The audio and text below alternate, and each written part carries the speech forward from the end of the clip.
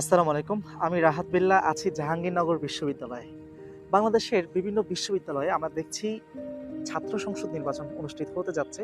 দীর্ঘ ৩৩ বছর পর জাহাঙ্গীরনগর বিশ্ববিদ্যালয়ে এই নির্বাচন হতে যাচ্ছে ১১ই সেপ্টেম্বর।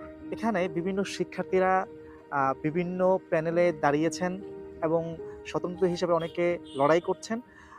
আগামীকাল ৯ তারিখ তারা ৯ তারিখ পর্যন্ত নির্বাচনী প্রচার প্রচারণা চালাবেন এবং আ নারীরা আমরা দেখেছি জুলাই অভ্যুত্থানে নারীদের ভূমিকা ছিল।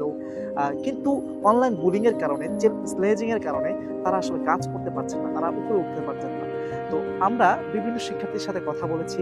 আমরা জানতে পেরেছি তাদের ভাবনাগুলো, তাদের প্রত্যাশাগুলো প্রত্যেক প্যানেল থেকে, প্রত্যেক প্রার্থী থেকে আ আলাদা, আলাদা ইশতেহার রয়েছেন। তারা সেই ইশতেহারগুলো দিচ্ছেন এবং আমি যদি একটু বলি আ যেই দীর্ঘ ৩৩ বছর পর আ জাকসুতে নির্বাচন হচ্ছে।